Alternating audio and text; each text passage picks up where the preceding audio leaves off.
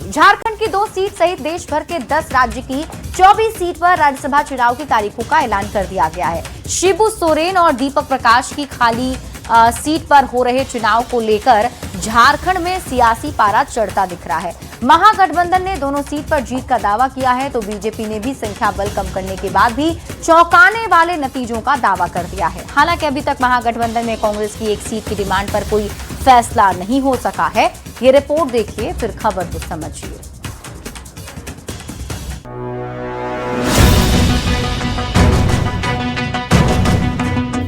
देश भर में 24 सीट पर होने वाले राज्यसभा चुनाव की तारीखों के ऐलान के साथ ही सियासी हलचल बढ़ती दिख रही है।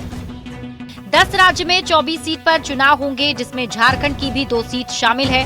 एक नजर डालते हैं राज्यसभा चुनाव के कार्यक्रम पर।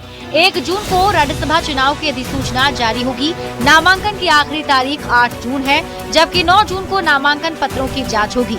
11 जून तक नाम वापस लिए जा सकेंगे। 18 जून को सुबह 9 बजे से शाम 4 बजे तक वोटिंग होगी और 18 जून को ही शाम तक नतीजे घोषित कर दिए जाएंगे।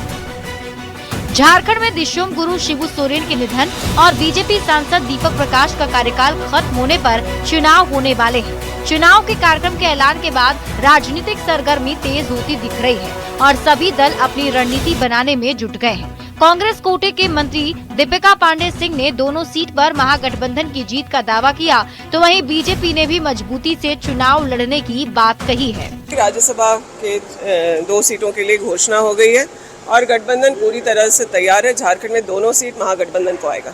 नॉमिनेशन से लेकर नामांकन वापसी की तिथि तक हमें क्या आचरण करना है, मैं समझता हूँ ये बहुत कुछ निर्भर करेगा और जब परिणाम आएंगे तो कुछ हो सकता है कि ऐसे परिणाम आए जो लोगों को चौंकाने वाले हों। कांग्रेस की ओर से राज्यसभा चुनाव में 1 सीट की मांग की जा रही है, लेकिन अभी तक जेएमएम की ओर से सीट पर ना तो हाँ कहा गया है और ना ही ना।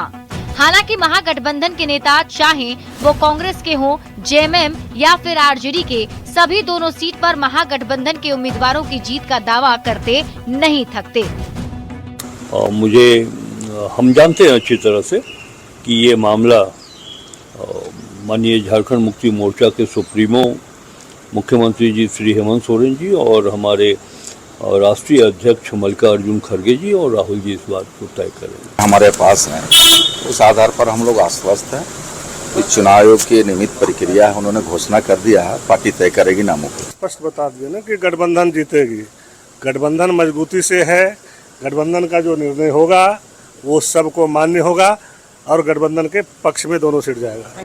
पहले बिहार, फिर असम और उसके बाद बंगाल चुनाव में कांग्रेस की ओर से जेएमएम की अनदेखी के बाद झारखंड में महागठबंधन के सहयोगियों में तल्ख तेवर दिख रहे हैं। जेएमएम की ओर से कांग्रेस की मांग पर अभी तक कोई पहल नहीं की गई।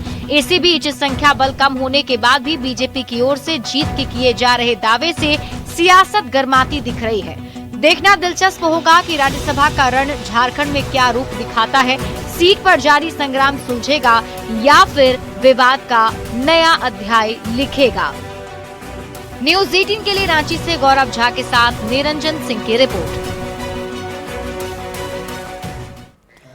तो आप झारखंड में राज्यसभा के रण को समझिए।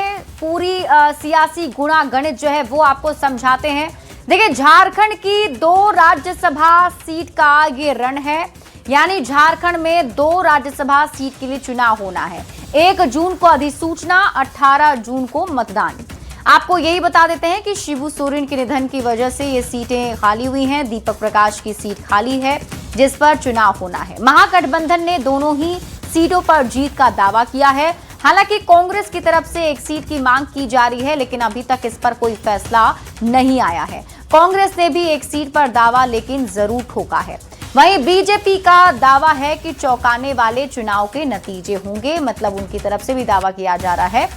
संख्या कम है लेकिन नतीजे चौंकाएंगे, बीजेपी की तरफ से ये बयान दिया जा रहा है। बढ़ते आगे।